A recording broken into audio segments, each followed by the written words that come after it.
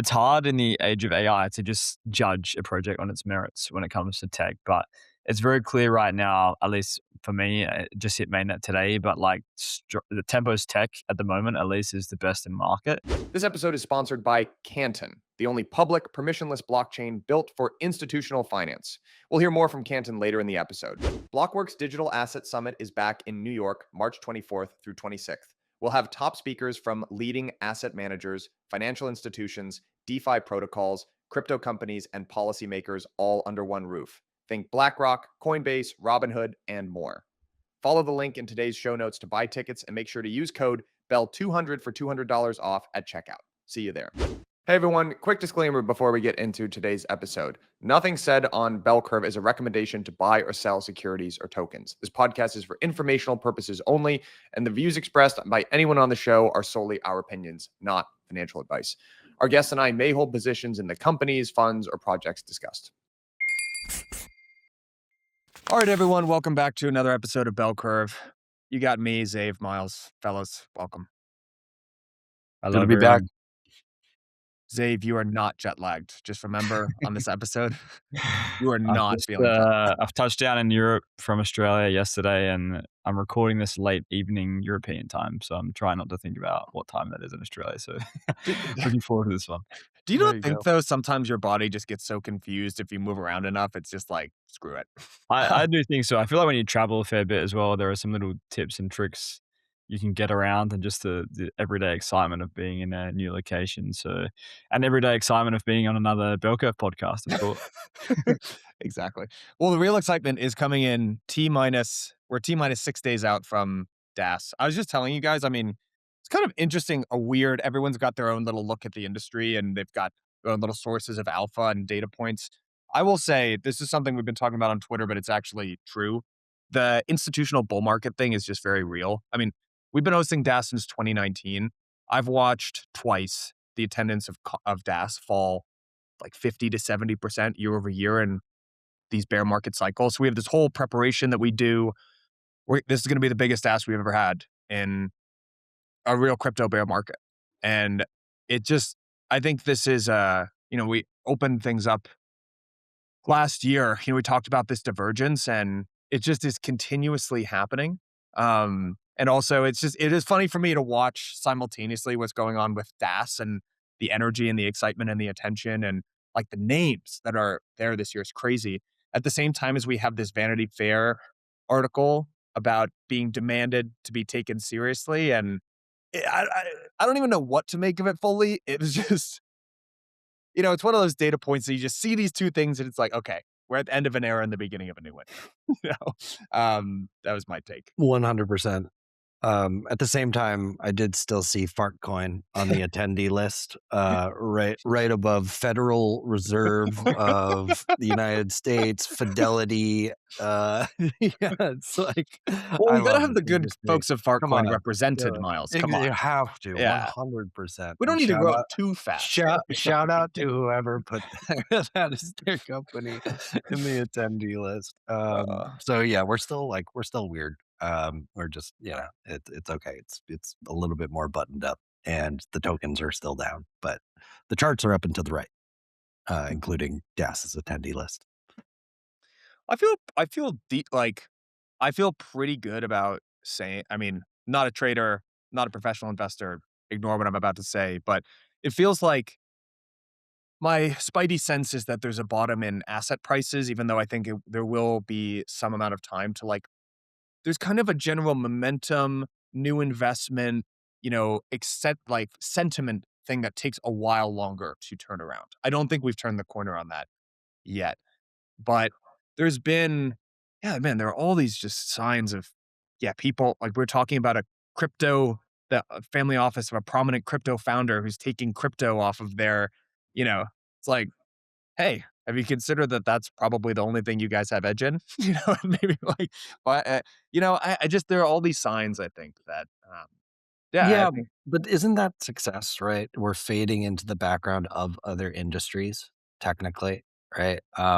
It's you could be investing in AI that leverages crypto, It's, 2 or 3 years ago, they might have presented themselves as a crypto play, but now they're like an agent micropayment play, right? And we'll talk about that on this episode.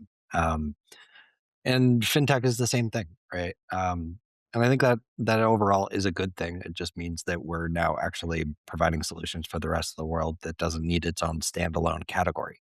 Um, but it's a bit sad because that was a fun, crazy time. You know what though? I'm kind of torn in terms of how I feel about this, and it not to get too philosophical, but it kind of begs the question: what is an industry? And if you think about, there are still like tech conferences, right? There's no such thing. There used to be internet conferences, but if I were to say tech, that means something specific, right? There are many different parts of tech. There's like defense, SaaS, e-commerce. Sure, they're their own individual conferences, but if I were to say to you tech and who are the leaders, you'd be thinking Bezos, Benioff, Zuckerberg, now Sam Altman, Elon Musk. Even though they've dispersed into different verticals, there's a cultural framework and the world's not that big. So I would imagine, when you talk about crypto, I mean, we're not at a space anymore where you can be an expert in everything. Like the nuance at this point of the people that are working on the financial side of crypto is so deep that there's not a ton that you have in common anymore with the infra nerds, that are building on the MEV side of things, like kind of the lending, DEX market microstructure, stablecoin banking payments. They're all dispersing, but I would still argue, and I think permanently there's going to be a cultural holding together of that, if for no other reason than the people that are going to be successful in each of the individual verticals have all grown up in crypto and they'll know each other. And there's a social fabric that ties it all together. Yeah, That's my- I mean, I was saying in an Uber tonight, like, I think crypto has won. Like, I mean, I think all of us admit that as well. If someone told me back in 2019 when I first came into the industry, like, bright, starry eyed, that, like, the banks are going to use crypto and, like, they don't know what they're doing right now. Well, you're seeing that happen 6 years later. And I think everyone should congratulate themselves for getting the industry to where it's at already. Like, it's been a massive achievement. And I think, unfortunately, right now the sentiment is negative to some extent because I think maybe the ownership to some of the people who helped get the industry to where it is today, in terms of like equity and or tokens, etc., and just general value, maybe isn't as high as what they once anticipated all those years ago. But I do think in terms of like, especially what we'll talk about on today's podcast, which is of course Tempo blockchain. If you think about like Tempo blockchain being launched a few years ago, all the partners, OpenAI, like everything, like that was just unimaginable 5, 6 years ago. So I think it's happening now. Like this is fantastic. What you guys are saying as well. Also agree. Like crypto as a technology is being abstracted. I mean, I studied financial technology, and blockchain was one part of financial technology, and AI was the other. Like I think events like DAS even itself is just like a financial technology event, and maybe there's some AI teams there as well in future, etc. So it's great to see where crypto's at right now. I think there's still a long way to go. I think there's still a lot of value out there for taking for both enterprises, businesses, and retail, and whoever you are in the space. So, yeah, I'm excited tonight to crack into Tempo, the most recent corp chain, which was just announced on mainnet today, and yeah, excited to dig in. Is it fair to say no one's tried it 6 years ago, or is that like Libra is what comes to mind, right? We can get into like if they're, is this a timing thing? Libra was right, just wasn't the wrong time, misaligned incentives. We'll get into it. Hey, before you respond, I realized we haven't set the tone for this whole episode. So, guys, we did a last episode, in case you missed it, we did a bull bear on Hyperliquid, which was a ton of fun. Got really good response. So we're moving to, we actually got the timing pretty lucky on this. Tempo unveiled its mainnet today, and we're doing a bull versus bear case on Tempo. So, yeah, I thought it could be fun. I mean, Zave, um, you're kind of our resident tempo expert slash bull. If you could introduce, the idea of tempo, and then I would love to get into the history as well. Like Miles, I think that's a super interesting comparison to Libra, and maybe we can echo some of the second mover timing advantages that came through in the Hyperliquid bull case into the tempo bull case too. Yeah, for sure. Let's do it. Yeah, so Tempo, as Mike just mentioned, was announced on mainnet today. Very coincidental because we came up for the topic for the podcast a week ago, so perfect timing for us. Really simply, what Tempo is for those who don't know, it's a payment specific layer one blockchain. which is incubated by Stripe and Paradigm. And so they raised a bunch of money. They raised, 500 million. I believe it was publicly announced at a 5 billion valuation, so relatively expensive, but obviously major partners involved. They also announced a new payments protocol today called Machine Payments Protocol, or MPP. And so this is a competitor to X402, which is authored by more Coinbase and their partners. So MPP is co-authored by Stripe and also working with other partners like Visa, etc. And there's a bunch of people building on top. They have 100 plus design partners: Mastercard, OpenAI, Klarna. It's kind of similar to what Myles was talking about before with Facebook and Libra and their partners back then, before it ultimately didn't go through. And so, yeah, I think one of the reasons why I'm so bullish on Tempo, as we might get into in the podcast, is I think the team is just so great and stacked. I think they've just got such an amazing team, a team we've never before seen in crypto. I think timing wise, it's so perfect, like in a sort of AI and post regulation era for crypto. I think they've got all the ingredients they need to create something that actually really reaches mainstream adoption. And so, yeah, today Mike, Myles, and I guess, have been discussing over the months of Tempo as a chain, as infra, as well as maybe a token in future. Like, how important is Tempo to crypto? Is it the biggest new infrastructure project we've seen in a while?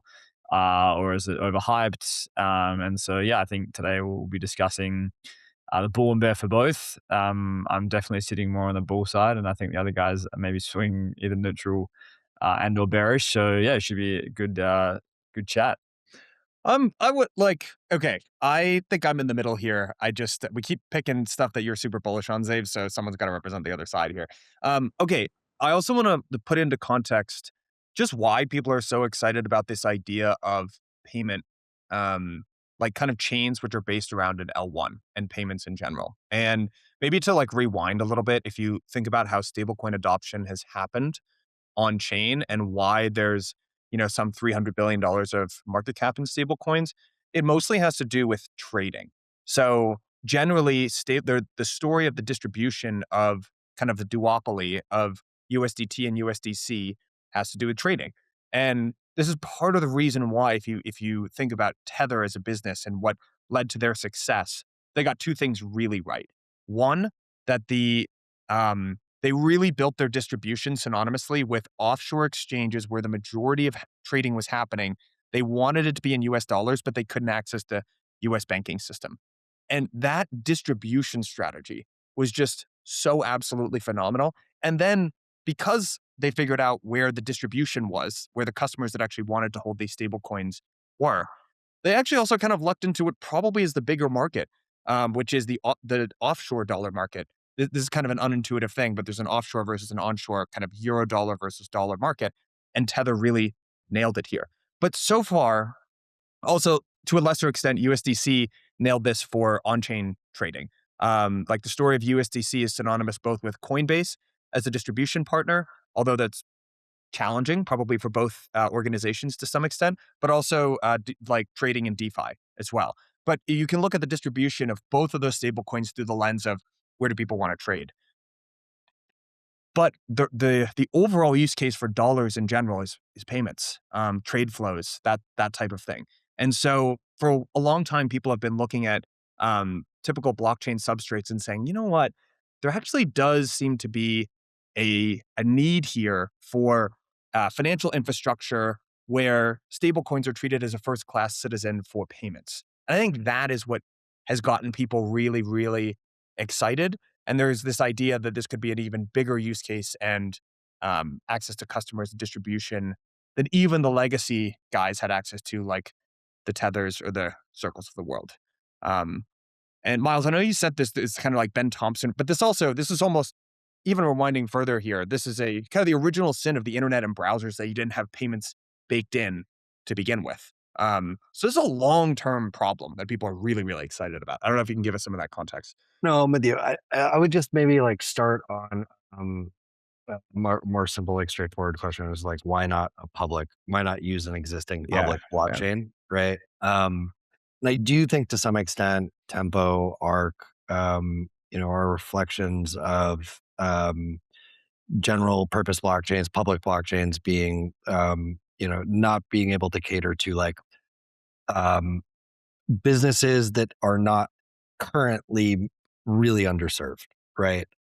So like Tether, why has it been successful on Tron, on Ethereum? And by the way, Tron's important there because nobody is arguing that Tron is like this decentralized permissionless blockchain. They're addressing an underserved market, right? That has no access to dollars. And so they're looking, just doesn't need to be the perfect solution. It just now they have the access to dollars. USDC played that role for permissionless markets, right? Where like others could not. And that was the whole DeFi era. But by and large, are have businesses like been transforming, their backends or like their payment systems with stable coins on public blockchains to date? Like, no, not really, right? And I would say the same thing for RWAs, right? And like Canton has been, probably what's looked like, the version of Tempo or Arc for like TradFi capital markets and RWAs. And so I do think that there's like this, hey, okay, we have these like public blockchains. We can't control these things. We can't build features into these things that we actually want for like specific application or like application or vertical specific use cases like payments, right? We do feel like we can, these chains are more or less commoditized. If we're looking at volume distribution and Tron is winning, that's not a reflection on their decentralization or their tech, right? Um, so why don't we build our own? Because we actually control distribution and we know what our customers want, and we don't need to go get what our customers want into the Ethereum or Solana roadmap on a public blockchain where like we don't control it and we're competing with the priorities of other verticals and industries, right? So I think that's the first point. Is like, this is a failure of Ethereum to listen to their customers or to be able to offer levels of control that they, you know, basically need, right, to have adopted like L2s. It's frankly easier just to launch an L1 these days, like a POA L1, and that's what we're seeing right now. So that's the first part of this, and then I think, yeah, the agentic commerce, like part of the bull and bear case. You know, we can cover that second. You think, like, you think it's easier to launch a POA chain than a rollup right now? Yeah, it's easier to sell it and the solution to like to the market, I think. When you get into the roll-ups, like the actual complexity of, worst case scenarios or like forced exits and things like that, and then, interoperability with other roll-ups. I mean, I don't really know, but I'm just looking at like the evidence here. There's far more like POA or like somewhat, corp, what we call like corp chains launching than L2s, and L2s are, that were app specific are shutting down and migrating to general purpose L2s, or some of these chains here. So I do think this is, first and foremost, kind of like a reflection of public blockchains, struggling to support the needs of these like big incumbents for like a particular use case that they actually want.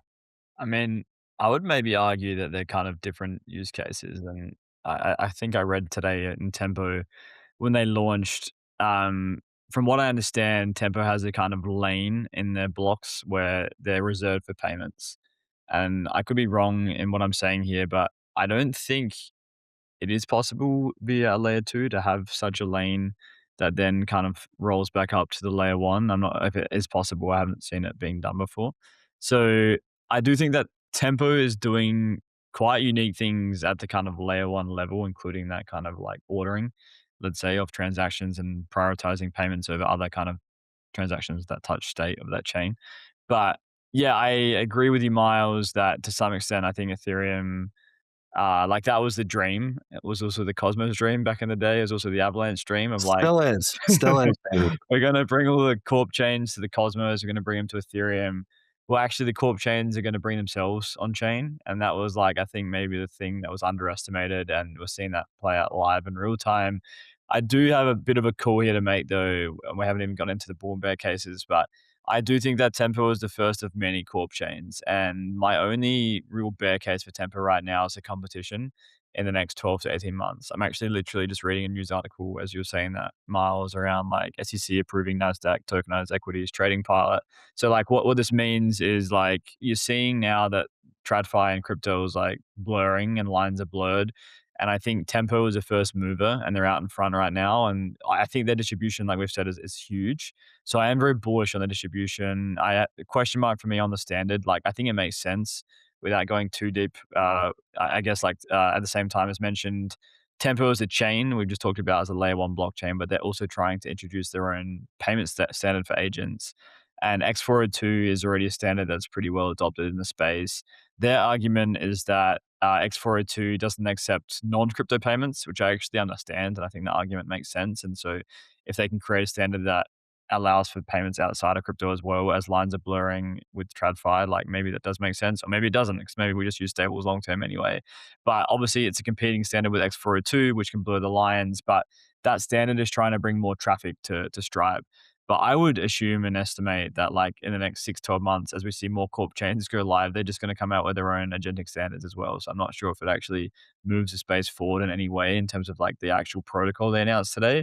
But overall, I like the protocol. It makes sense. I think it's bullish that like major players, like AI players, etc., are trying to adopt it. It's a few lines of code for merchants to allow crypto payments now in their businesses. So, as an investor, I guess in quarter 1 this year, it's been really hard to look at many businesses because it was clear that Tempo was around the corner and they actually are doing and eating a lot of startup businesses lunch right now with their infrastructure, with their distribution, with integrations, with their partners. Like, I think the bull case for Tempo is that it's really like the end state for crypto of like, it's a fast chain that works, it's private, everyone can use it, no one knows they're using crypto. I was again in the Uber today with a friend, and he said that he thinks that, this year, the next 12 months, there'll be the first app that uses a chain like Tempo, which is just like a regular, almost like financial app, and no one has any idea that it uses crypto underneath. So, like, again, main point here is that lines are blurring. I think Tempo is well placed. It's good timing, but I also think that soon they'll have competition hot on their tails trying to build their own standards and chains, and that will eat into their market share very, very fast. Yeah, exactly. I mean, we're already seeing that for the agentic commerce, like there's massive amount of fragmentation in terms of the standards. But I think like the original bear case for corp chains or for private chains, you can go back all the way to like Chris Dixon writing about the strong and weak tech pairs. I think it was like 2019, saying public blockchains are strong, private blockchains are weak. The failures have always been about incentive misalignment between the members and honestly like control, right? So do we see like Audion, and Braintree, like the other big PSPs, hopping on board Tempo? Like I would imagine not. And then we end up with ledger like fragmentation, which is could be even worse than kind of like what we have today, which crypto was originally like meant to solve, right? Um, so the new intermediaries become these bridges and oracles, and that's an ugly like scene. Or maybe I'm wrong. Maybe Tempo is able to like position itself as neutral enough to even and to even get like the activity of its competitors onto the chain. Or maybe it doesn't need it because if it just gets a decent percentage of Stripe's payment volume, then that would be enough. Before we get back into the episode, here's a quick word from our sponsor, Canton, the only public permissionless blockchain built for institutional finance. TradFi wasn't built for 24/7 markets. DeFi wasn't built for regulated institutions. But Canton is where the power of finance meets the promise of blockchain. The only public blockchain with institutional-grade privacy, true composability, real assets, real markets. Why reinvent finance when Canton makes it work the way it should? Canton, where finance flows. So, all right, guys, I want to actually, we're 20 minutes in here, and I want to just describe like what is. I mean, this is going to sound really simple at a high level, but what is Stripe and their business model? And then where does this fit in? And then we can kind of start to reverse engineer like the bull and bear case, like what needs to be happen for this to be successful, and then what are the obstacles that Stripe is going to run into here? Because ultimately, you're talking about a gigantic problem that I actually want to we'll link it in the show notes, but Ben Thompson wrote a great piece about that. It's called The Original Sin of the Internet. And the original sin being you couldn't do payments in browser. And that actually had that was a huge part of why, because the browsers couldn't do payments, the business model of the internet shifted towards being an ad-based model. And the challenge was, one, the margins aren't basically the challenge is you're still limited by the banks. The banks are the ones that actually are the ones who can move money. And if you're relying on the banks, if the banks don't really want to do it, then you're kind of up shit's creek. And Mark Andreessen, who was obviously at the forefront of this with Mosaic, pre NetSuite, he articulated this, which was he actually thought it was a huge mistake to go to the payment, the card networks, so Mastercard and Visa, because ultimately they didn't want to play ball, and so they didn't play ball. They had to figure something else out. And now, so Stripe's business today is still mostly a payment processor, right? So, like, and they have about 4 million merchants in their network. Most of these, their niche was kind of online businesses. So we use Stripe, for instance, to process every ticket payment that we sell for Digital Asset Summit. They take about 2.9% plus 30 cents of each transaction. So you can already see there part of the reason why like the unit economics of it don't work for things like micropayments and agents, which maybe we can get into, maybe we won't. But ultimately, Stripe is still limited here. They've kind of moved into some other verticals like invoice and billing and tax, but it's still mostly just payment volume.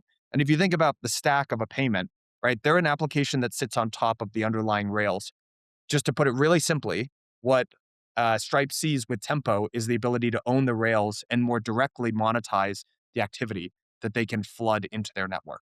So, a couple of things have to be true. One, you need to actually be able to build good technology, but two, you need to build an ecosystem, right? So they're starting with a huge head start with their 4 million merchants, but ultimately the world's a very big place. And there's an analog here to Visa where like we should talk about how Visa got built, because part of the core under maybe to introduce some of the challenge or like what has to be true for Tempo to be successful is they're going to need they're going to need to convince everyone who isn't in their network to leverage and build on top of this and build an ecosystem.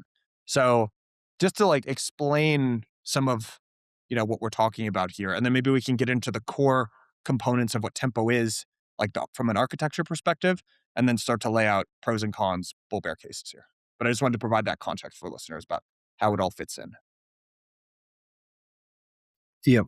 And I would also call out that we should be careful about separating like the net new activity that Tempo is talking about with like micropayments and like agentic commerce from the existing like Stripe business of those 4 million customers, right? Because those 4 million customers really like card payments. They like receiving card payments. They're okay with receiving card payments, even though it's because they're paying 2 or 3% for a bundled package, right? That is what helps them. Like the irreversibility of like crypto transactions is a bug, right? Even though that's what enables it to, us to like facilitate micropayments. But things like how do you like handle chargebacks, disputes, all of that stuff, right? Like merchants, that is a massive, massive headache. And so I just want to be like clear to the audience that we're not like saying that Stripe is, as soon as Tempo launches, like 4 million, merchants that use Stripe are just going to start accepting stable coins and want that, right? Um, and I think that is like the big question of, okay, if Stripe processes, what is that, like 1.7% of the world's GDP right now or something like that. They have like that great metric. Like what percent of that is actually going to be converted to stable coins on Tempo? What will be net new on top of that, right? That is like just agent payments or this new standards and things like that. So it's not super straightforward of like, yeah, they just flip a switch and now all of a sudden all of Stripe merchants run on Tempo or accept Exactly. payments on Tempo. Also, Myles, just to qualify something that you said for where the margin accrues in payments, why these payment processors get to charge what they do, it has to do with chargebacks and reconciliation. So the intuition here is if you are you use your Visa or your Amex to buy something and it's fraudulent, and you complain to your credit card operator, they will often refund you. They have to build that margin in, right, for things like fraud, chargebacks, all that. It's a demand friendly. It's friendly to the user of a credit card, but it gets subsidized by the margin that everyone else pays on each of their transactions. So that just doesn't exist in stable coins, and it's a trade-off. And it's unclear right now. Generally, when you think about a marketplace, you want to optimize for the demand side. So actually, in a sense, stable coins are far less friendly to the demand side of the marketplace as well. I just wanted to qualify something that you said there for the. Yeah, I just want to make one point on top of what Miles said, building on his point. What will be very interesting to see is the merchant adoption, I think, in the next 6 to 12 months. I personally maybe have gotten it a bit wrong in terms of timing of enterprise acceptance of crypto post-regulation. I thought by now there would be more enterprises dipping their toes in. We worked very closely with one portfolio company in particular, which was targeting the ERP market, so SAP, Oracle, and targeting private payments there. And his feedback as of very, very recently was that the market was very, very slow to adopt. And so even though it's very easy for merchants to adopt with Tempo, it doesn't necessarily mean that they're going to feel comfortable enough to do it in the next 3 to 6 months, even if Stripe sort of push it on them. So that for me is a case for Tempo of like potentially we are overestimating merchant adoption of stablecoins, and it might actually take longer than we will expect. I'm not putting that out of the question. So that's a bit of a not a bear case, but it could slow adoption, I think, of Tempo if that's the case. Yeah, but you have to ask why, right? Like the question is not if now they can just like turn on stable coins for like accepting stable coins, right? It's like what motivates them? What's the sense of urgency here? I do think that they're looking at like a net new type of payment and design space where you fund your agent to go complete a task or build a website, build a feature, et cetera, right? And it's able to now make like, pay usage based like micropayments or something like that to a merchant that basically only turns this on because it's like, oh yeah, if you turn this on, you're going to have like, I don't know, some percent more revenue just waiting for you from agents that are like, accessing you via APIs every month. Like, but that to be clear is not like that is definitely the smallest part of the market, right? You're going to need to have so much volume, and that's going to take a long time for that to actually like represent a significant portion of like Stripe's total volume, like process, right? And yeah, I also just think that merchants in the next 12 to 18 months, A, I do think there's a scenario where they could be slow to adopt. And B, I think by the time they have adopted the tech, I do think there's a scenario where there's a lot of competition. So merchants have a choice of, Revolut chain, Stripe chain, and maybe two or three other chains. And then is it a race to the bottom where they're all competing on fees? And that's how they acquire merchants, the ones that are ready anyways. So I'm much more bullish personally on the AI agentic kind of case of agents adopting the standard they're coming out with, agentic flows going through their rails. I'm less bullish on the enterprise market case or their existing market they already have because I think that's more competitive and it's going to be harder for them to crack into long term. But that's a bit of a high level on the two markets for me. Everyone in crypto loves to talk about transparency, but would any serious business publish its payroll for the world to see or hand competitors its contracts? That's not a feature. That's a bug. And it's why most financial institutions can't operate on today's public rails. Canton Network is different. It's the only public permissionless layer 1 blockchain built with privacy at its core, sharing data only on a need-to-know basis. That's why Goldman Sachs, NASDAQ, and Broadridge are already building on the network. Only Canton delivers the network effects of a public chain with the privacy and control real finance demands. Learn more about Canton by following the link in today's show notes. Okay, let's start to get into what some of the bull cases are for Tempo. How big could this thing get?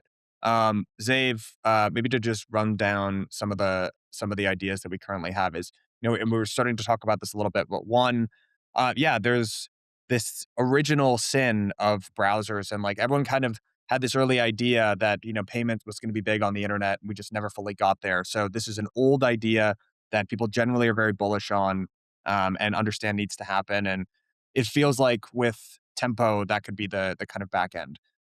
Two, kind of this connection in between stablecoins and micropayments, because one of the just the dynamics of not having things like chargebacks, and it's not a credit-based system, it settles instantly.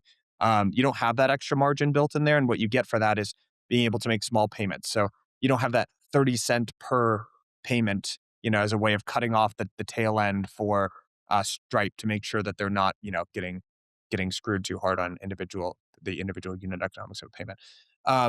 One, Stripe's distribution as a moat here, and then this idea of sessions as well. So can we just start to get into like what are some of the like bull cases for why this thing could be big and what would make it work really well here? Like what could this look like?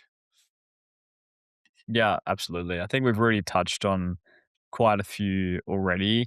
I do think like starting from a technical perspective in terms of like the bull case for Tempo. It's hard in the age of AI to just judge a project on its merits when it comes to tech, but it's very clear right now, at least for me, it just hit mainnet today, but like the Tempo's tech at the moment, at least, is the best in market. And so I do think with regards to the way they built it, I think Myles and all of us were talking before about like the different lanes that, I guess payments have versus regular transactions that touch state and smart contracts.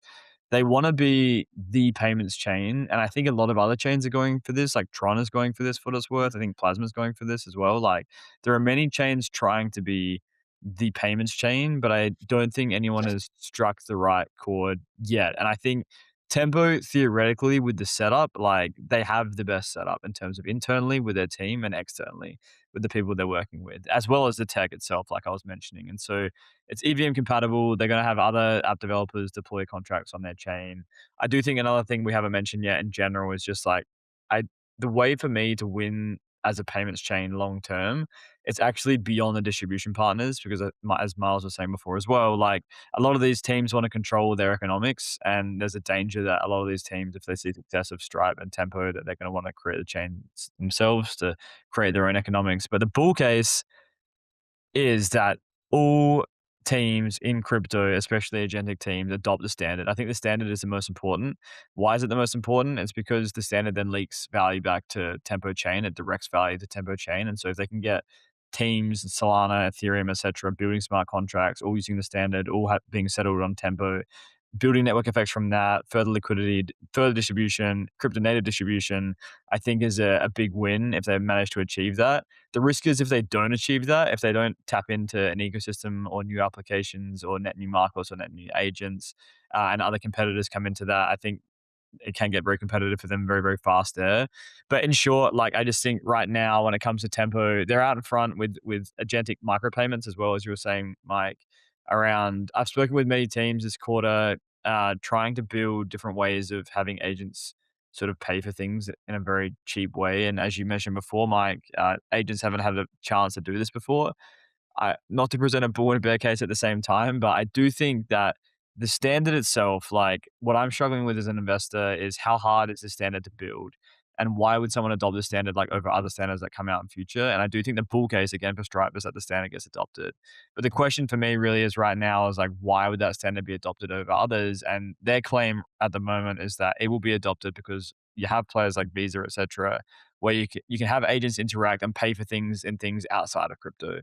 The question then becomes a question of like, do agents want to pay with things outside of crypto? Like, I don't think any of us actually know the answer to that question yet. And yeah, that answer itself could be the actual reason that Stripe or Tempo does win this race.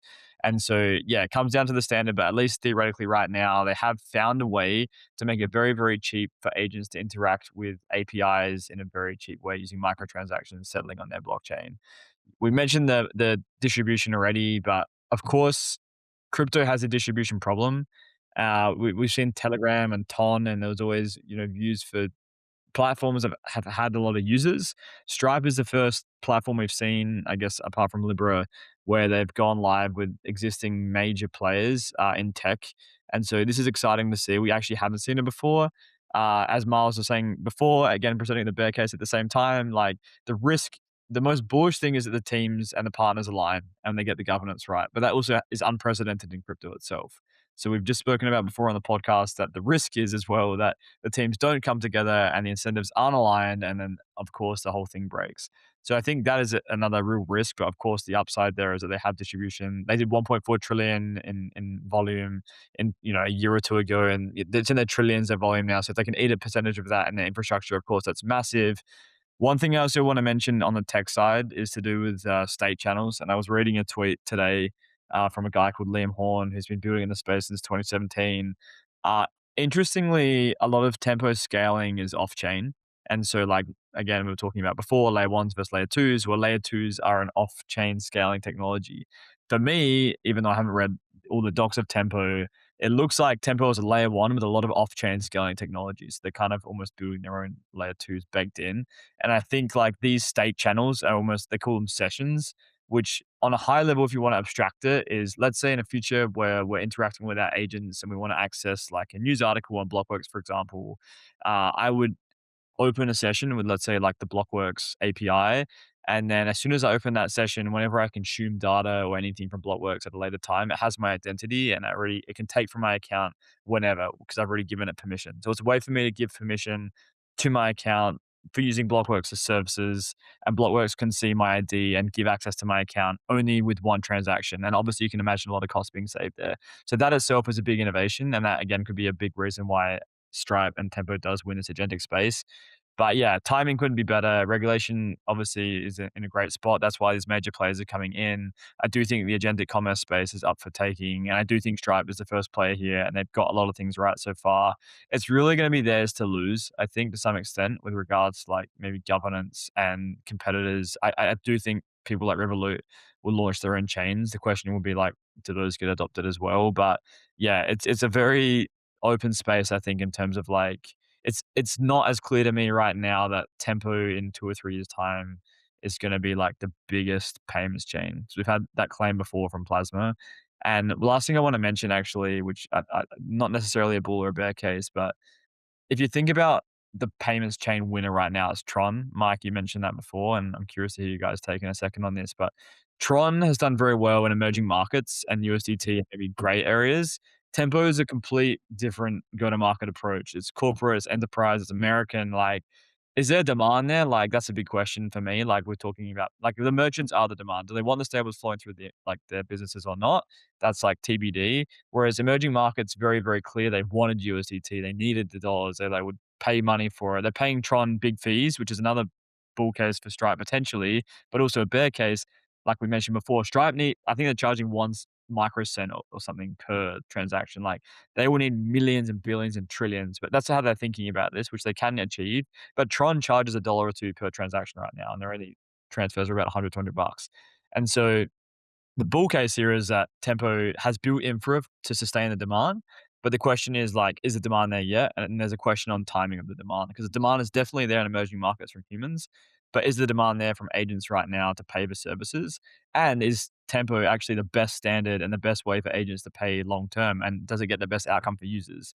Like these are open questions I think that we actually don't know right now because Stripe is top down telling merchants and businesses, hey, adopt this tech, put this SDK in, accept stable coins. The question is bottom up. Do like agents actually want to adopt the standard and do humans controlling these agents, yeah, get the best result for using Tempo's tech? So not necessarily a bull or a bear case there. It's just a few open questions, I think, which I'm not sure any of us have the answer to around things that might work really well for Tempo, but also things that maybe Tempo needs to watch out for. Yeah.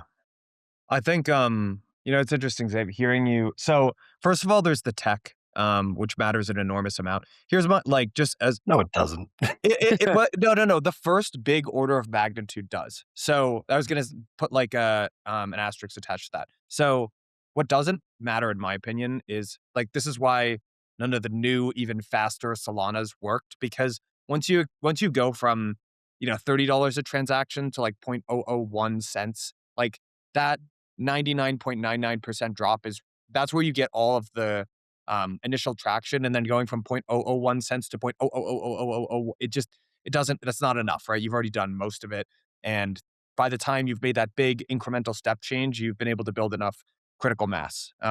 So I think there'll be for Stripe some amount of that, right? And I think just making something which is a vertically integrated, like the bull case for me for Stripe is that you have the distribution, they're also vertically integrated, then they're a well-run company. And right from day one, they can reduce a ton of costs. So they actually have they have an incentive to push their merchants onto this standard. They don't want to pay, right? Like there's just, if you look at the whole stack of a transaction, If a huge percentage of your margin is going towards, the people who are sitting underneath you, if you can remove them, then you can charge less to your existing customers, right?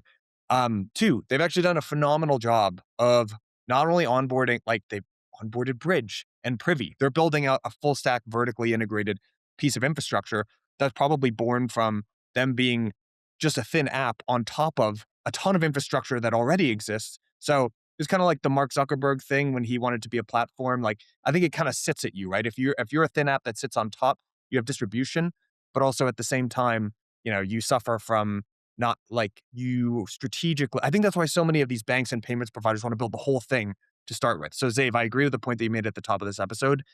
There's going to be a shit ton of these things. I think there's going to be a ton.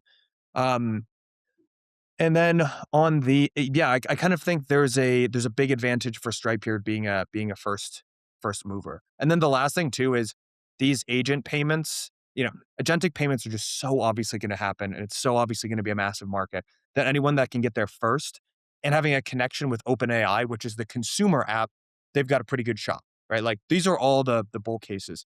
To get into some of the bear cases here, um, I think the core one, actually, the rest are kind of tertiary to this. There's an idea of neutrality, to me, that is the biggest bear case for Tempo. And I think a part of this is what is going to deliver the best um, case for users, the best experience for users. But also, Stripe is going to have to onboard a bunch of other competitors here. And it won't just be like what these competitors are going to ask themselves is this deepening the moat or the capabilities of someone who has a competitive business to me? And I think the answer to that is going to be yes, it is. Right? Like, I just cannot imagine Adyen or, any of these other card networks where they have strong relationships with merchants. What do you think they're going to say? They're going to be like, don't do this. Don't onboard here. And I like my prediction to the response of the industry to Tempo. I think they're going to try to coalesce around something which is neutral. And the history of this actually is one of the card networks themselves, which is Visa. And I'm not going to bore everyone with this long piece of history, but the way that like consumer facing credit emerged in the United States, you used to just have individual like restaurants that, it would be like, hey, settle up with me at the end of the month, right? And that was the impetus for these like diners club, type of things where your credit, was measured across all the restaurants. And then finally, Bank of America launched this program, the Bank Americard, which ultimately they suffered because they couldn't, they're like, all of their banking competitors were like, I don't want to funnel this to you. And so this guy, D Hawk, one of the coolest founding stories ever, convinced the CEO of Bank of America to hand him control of this card so that it was a neutral standard. And you needed that neutrality to onboard. And even then, it almost didn't happen. So I think actually the biggest bear case for Tempo is that you're going to get active resistance from everyone else in the payment ecosystem who does not want to see this succeed because it's just going to benefit a competitor. Even if it's the best solution, they're going to say, like, I don't get on this. Right. And Because that's, because it also represents stable coins, which maybe they're fighting against too, not just Stripe, which is their yeah, competitor, it's right? just like all the banks are freaking out about stable coins. And now they're seeing someone that was originally built on top of their stack trying to vertically integrate. Like they're just going to face opposition from every angle. Um, I think is the challenge is going to be the big challenge here. Yep. And yet, if they can get basically all like even a decent percentage of transactions that are originated from a Claude or from an OpenAI prompt, right? Like I think they'll be massively successful. But like there is a decision tree there where it's like, okay, I'm originating it from an agent. The agent's deciding between card or stable coins, and then within stable coins, which chain to use. And it's like, it's not totally obvious that it's just gonna like flip a switch and it's all gonna run on tempo. But they have some levers that they can pull, at least within their existing like merchant, user base to say like, maybe it's like the PayPal thing where they give you like some actual like just concrete incentives to use this and to accept stable coins like on tempo. And then where they differentiate, which I think the fact that they're just like a traditional blockchain is like in Cosmos is kind of bearish, honestly. Like I think there's very little room, like juice to squeeze left in blockchains, and they have more or less the same problems that they did 10 years ago, except they're can be a lot cheaper now. And you see that with the state channel like announcement today, like they are just going to be pushing more and more off chain. they do differentiate, I think, on what really matters, which is the on and off ramp abstraction, right? Like Bridge is vertically integrated into this chain more or less, and they are like one of the leading providers of on and off ramps. And so to the extent that users don't have any idea that like USD on their screen as in, converted to stable coins, and merchants have no idea that USD on their screen is stable coins when they like withdraw it back into their bank account, like that does matter a lot, I think. I don't think like an ultra optimized Cosmos chain versus Tron actually matters like I that agree. much. Yeah, I yeah, think yeah. that pushing Yeah. a lot off chain. Yeah, go for it, Zane.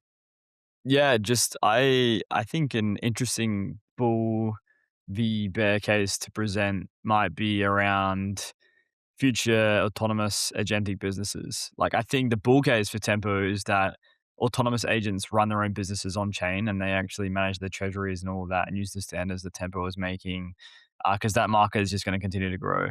The bear case is that when agents are autonomous and they run their own businesses on chain, that they bypass Tempo and the standards and any economics that Tempo is trying to take for themselves and create their own chain or something like that long term, which is kind of weird to think about right now, but like the way that the space is moving, like that could happen.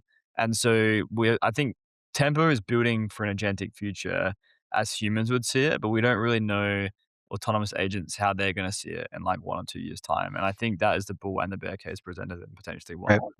There are like three categories of like this agentic emerging commerce space. It's like the micropayments, which are brand new, right? And that is now to let agents like search the web and actually use services without an API. Then there's like the middle market, which is, let's call it like consumer commerce. And that's when you're now on, ChatGPT saying, buy me a green sweater. That feels like cards are going to stick. Like I just don't see stablecoin staking. Like I don't see the reason why they would. It's harder for a user to onboard, right, and get that done. And then there's the enterprise stuff, which is like the B2B back office automations. And those the first one is like nobody has any idea how big this is going to be. It could subsume like the entire digital commerce space at some point in the next 10 to 20 years. The middle two, I'm less bullish on like traditional like stablecoin networks in the mid, at least near to midterm. Because it's a multiplayer game, right? Not only does the person sending the stable coins need to like say yes, the person accepting it needs to be okay accepting it. And so I just think it's going to take a little bit of time to see like if it's all net new activity that's micropayment driven and autonomous companies that are all agent native from the very beginning. How quickly does that emerge? And it could take a while. There's another thing. The You guys both hate when I say this because I'm touching on micropayments and agents and timing. But here's the I've never, as someone who puts out content, I've never been a fan of micropayments because it's so directly against the incentives of anyone that publishes content. That's why you'll almost never find anyone that does it, that's willing to do this. There's like the bundling if you everyone from people who host television channels to networks themselves to individual movie studios to newspapers to podcast hosts to Substackers, everyone is bundling their content. The economics kind of break as soon as you do a micropayment. Look, maybe that's just going to be the future, but here's what has to happen in order for that to be the case. You need an overwhelming amount of demand for payments to come from agents before people will seriously think about this. And just to give you like actual numbers here, because we said we were going to talk about Masari a little bit, although their competitor, like, have a ton of respect. I think it's a very bold move. But like Nansen, Masari, Allium, they all have MCPs where they've kind of unbundled and you can do like a per, like via X402. The total revenue generated in the last 30 days for Nansen's $142. Masari, it's $84. Allium, it's $76. So that absolutely is most likely going to swell. The question is though, like, look, if you're running a business that has headcount and you can't raise tens of millions of dollars to fill the gap, if you're if you're even a year too early, you're in an enormous amount of trouble. So how do you as an operator bridge the gap? Like that's just, you know, you can say like, as someone who like, we've been hosting DAS for 6 years. Sorry, 7 years. I'm glad we're doing it now, but I got to be honest, for the first like 3 years, it's fucking painful. Um, and like sometimes it hurts so bad to be early. And when you look at these things on 20-year timescales, you're like, obviously, but guess what? Everyone has payroll. Being even 2 years too early in business can be the same thing as being wrong. And there's not a ton of money to go around right now. Right. So there's even if all of the technical stuff worked tomorrow, there's a behavior change that needs to happen. And so it's just going to take some time for the economics to become a no-brainer and obvious. So I think that's the other thing about this. It's so hard to gauge is there's no revenue everyone is saying it's obviously going to be happen in trillions. People are throwing around crazy numbers, but no numbers have materialized. Like none. Yeah, I That's the agree. problem.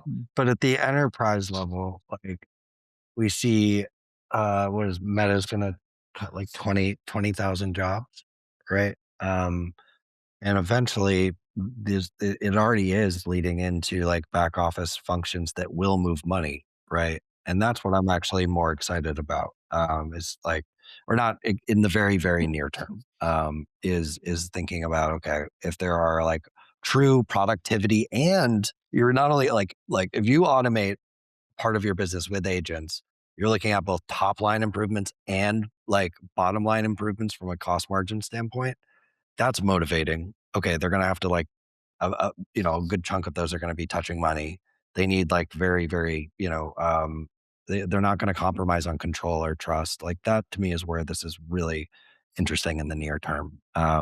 If you can give them, these enterprises like sufficient safety guarantees or liability guarantees on top of like the gains and the cost reduction. But I don't. It's not, that is not what like MPP is trying to do. To be clear here, and it could actually happen in the near term. We'll see. Yeah, yeah. Maybe just to chip in briefly. Yeah, I think Mike, you raised a good point. Like, basically, your point is that AI is disrupting many businesses, and they have different needs, including commerce, which Tempo is trying to target. It obviously disrupts other businesses like Blockworks, other data businesses like Masari.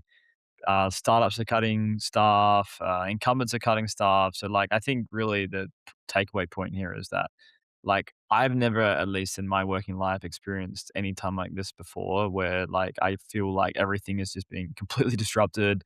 Update your priors like every day. I feel like I'm getting a little bit clearer now, actually, at the end of Q1 2026, around what it looks like. I do think, going back to the microtransactions point, Mike, which you raised, um, yeah, interestingly, I also think, from Ben Thompson, who we brought up at the start of the podcast, he always talks about the fact that like text ads or ads in text form will sort of go away because agents, when interacting with data, they're not going to care about kind of text ads, and that's why we're going towards microtransactions, because agents just get the job done with APIs, and they're not human. Like humans, we have attention and we engage, and we sometimes the outcome we want, and we get distracted, and that's the value for the advertiser, because they can distract us and get the value from us. The agent doesn't get distracted. Like, the agent just pays to get the outcome it wants. And so the question there is, like, with APIs and microtransactions and all of that, like, what does the agent want? Like, I don't think any of us here or potentially in the space even know that. And like, why are they using X402 or Tempo Standard to pay for what they pay for? And ultimately, I think the sort of sequence will be agents will work for humans first. And so it'll be what the human wants, and agents are going to get really good at getting outcomes for users. We're at that stage right now. Then what I was talking about before, eventually agents will own their own agents and then build autonomous businesses. But we're kind of far away from that. I also think we're actually far away from enterprise adoption of like some of this tech, for what it's worth, and even enterprise agentic crypto adoption, like those three words together. I think if you put like, I don't know if like that's happening anytime soon, to be completely honest. Um, I agree with all that. Like, here's just a weird analogy. Let's just replace the word. Let's say agents were perfect tomorrow, and actually, just for a weird exercise, let's say it wasn't agents. You had aliens that came down, and they're perfect. They're like organisms, super intelligent. They can do everything you want, but they have totally different preferences. And the different preferences means that you, as a business, have to adopt different ways of charging them, right? Like, so much in business exists because of weird foibles. If you like, there have been all these studies where you'd be better off paying a financial advisor a flat fee of $10,000 instead of a percentage of AUM. No one wants to pay a flat fee, so we have these really shitty percentage of AUM because of some weird foible of how humans work. Same thing, right? Like, there are there's essentially an alien race that is going to be directing a lot of stuff that is totally different. And actually, the limitation might not be on agents at all. Agents might show up tomorrow and be perfect. But the limiting factor here is how fast businesses can adapt. Um, and it's just there's a learning curve here, and it doesn't happen necessarily overnight. Can I actually, because we were talking about tempo, can I end with a prediction on where I actually see tempo going? What I think it will be massive. And Zave, I know you have the strongest opinions on this. I'm kind of directing this at you. I think what Stripe's going to roll out. Stripe's a $200 billion company. They have massive distribution. I think what they're going to end up with is a really good vertically integrated product, but I do not think that they're going to be the default payment layer for global finance. That would be my. I think it will be successful for them. I think they will eliminate costs. They'll unlock different payment types. They might win a big share of agent payments, but I don't see them. I can't see a world, to be honest, where um, they become the global standard because of the competitive dynamics that I laid out. And also, first of all, paradigm, like talk about evolving and iterating on the VC business model. I mean, they went from, purely making tech bets to actually incubating. And like, I have so much respect for them. But one thing is, I don't think of them as the most like humanitarian, missionary people in the whole world. And I don't think it lines up with the brand. Not a shot at all at paradigm. Like 100% my respect. I think some of the best investors to ever do it, but I still think the branding is a challenge. So that's why I think it will be very successful for Stripe and probably the Tempo team. Um, but I can't see it fulfilling its destiny as becoming the the neutral kind of zone, and because of the neutrality issue. That's it. I think for me, neutrality isn't an issue. I think that if Stripe doesn't succeed, it'll be more for reasons to do with agentic workflows and agents, how they want to transact on chain as opposed to like how humans think they want to transact on chain, like I was saying before. So like I don't think agents will care that much about like the number of nodes in a network long term, but they probably do care a lot about like price, relevancy, and getting the outcomes that they want. And I don't even know right now if we have the infrastructure and blockchain to even fulfill these agent requirements in future. Like people are building different directions in this right now. I do think, from some of the demos I've seen in Tempo so far today, it is very cool seeing like a bunch of businesses open up their APIs and receive microtransactions and deliver this data to agents in certain ways. So like that for me is the bull case. I can see Stripe standard being adopted. There already is, I think, 100 design partners plus trying to use this. I can see volume going through this. My prediction is this. I think that Tempo is going to be a massive success in the short term. And so I think the next 12 months, like it's going to look very, very good. I can see this going to the billions of dollars. I can see volume going to the billions. I can see this happen very, very fast, much faster than anyone anticipates. Then I can see Revolut being like, hey, this looks pretty good. Like, why don't we do this and try and hook into some merchants? And then I can see all the other ones do the same thing in 6 months. And like Tempo launched this, I think they only announced the chain like 6 months ago. So this has been like an insane push. Tempo does have the best blockchain team, full stop. Like, don't get me wrong. So that is a bit of a moat in itself. But I do think that if Revolut had the resources, they could also come out, build the same chain. And so I think the market will grow fast. Tempo will own it really, really well.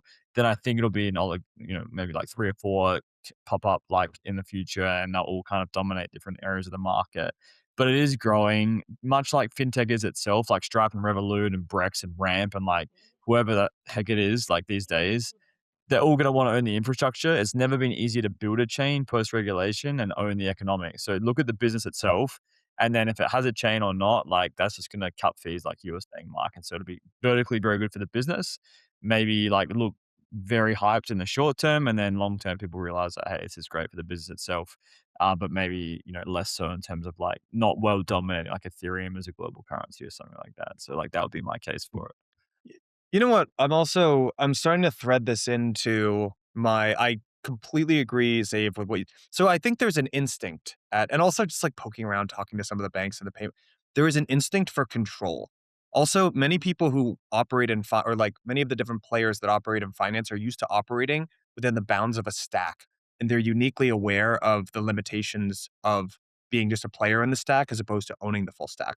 So I think the natural instinct before there's that, we did an episode a couple months back on the value chain and where you're going to play. I think the knee jerk instinct of almost every corporate is going to be, I want to own the whole thing. I think they're all going to say that. But then I think for a number of reasons, they're going to say, ooh, owning the full stack means I got to like build an ecosystem and I got to maintain it and I got to grow it and I got to get others to build on it. And I think, you know that old saying about like the market does the thing that causes the most pain to the most people? The view that I'm slowly coming around on here is that people are sleeping on Ethereum and rollups, and I do think they're gonna slowly make it better and improve it. Um, and I simultaneously think everyone was kind of right and no one will be happy, and that the roll-up scaling roadmap's gonna work, but there's also no reason for ETH to go up. Like, I think that's, like, generally the consensus of the future that I'm now thinking through, right? Like, and honestly, like everything that I hear Vitalik say, like not a slam. It's just I'm listening to what Vitalik is saying, and I'm believing him that he will achieve that vision. And so I don't actually like. Okay, I was getting bullish on the price of ETH before when it looked like we're going to scale to one L1 and generate some fees. Now that he's not saying that, I'm like, okay, I can't really be bullish on it. But I do think the ecosystem. I guess I'm in to end all of this because Tempo fits in here. These like island siloed POA chains, I just don't see as the end state. I think they're all going to try it, and I'm not going to know if this prediction's right for like 5 years because I think they're all going to swarm in and try, and I think they're going to realize it doesn't. They're going to run that analysis of where does it belong in the value chain, and I think they're actually the roll up framework is going to make a lot of sense for a lot of these guys. They're going to end up on Ethereum, and I think it will improve their product offering. And depending on what Ethereum decides to do, it might be valuable for ETH. But in the current shape, it's not looking good for the price of ETH. So, I like and that. I like that. So like the success is also the undoing of this corp chain thesis because it's just like, okay, yeah, we can do this. We want like this product, but we don't necessarily want it.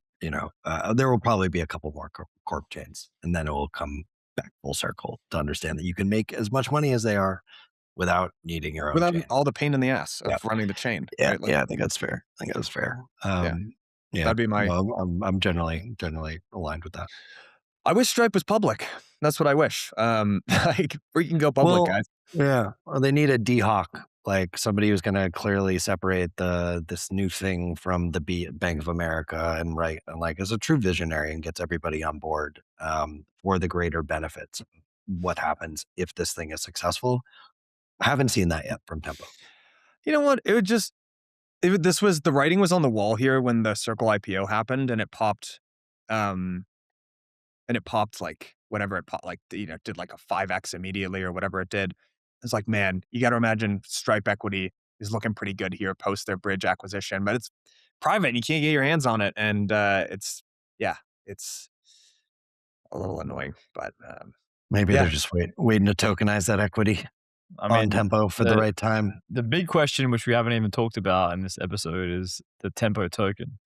So that Is would there be one? Is there one? well, I don't think any is announced or We know there's no like L1 gas token. We know there's like this sort of like an abstracted and interchangeable stablecoin token. I mean, the question is, does value accrue to the token or the equity? And I don't think any of us know the answer to that right now. And that could also be a big piece in the puzzle for the bull or the bear case. For sure. For sure. I'm starting to gradually align pretty hard to the idea that having two instruments, sorry, I've been aligned to this idea to repeat it, is that having two instruments does not make sense. Like I can Right. think, But calling it just Stripe, right? That hurts its ability to be, wide and neutral, right? So it's definitely going to be a separate equity entity, or it's going to be a separate token entity, and it's not clear which type of organization it is. do those even need to be separate? Like, I mean, look at what so the SEC just put out they're putting together a proposal to eliminate quarterly reporting. The strains of being public, the overhead and strains of being public is emerging at the same time that, you know what, I think I'm starting to hear just a lot more about like the SPV shenanigans and the craziness of, getting into these OpenAI and Anthropic rounds. And I think we're converging on I know this is a far out prediction, but I just don't think that these things are going to be separate. That, in the near future, maybe not the near future, but tokens feel like the end game. Crypto, but in the meantime, that's maybe 10 years from now. It's so hard to figure out what's going to happen in between now and then. But you're starting to see, like, Across was super interesting. We didn't really talk about this, but Across went from being, hey, we want to be a token play to we're converting to equity.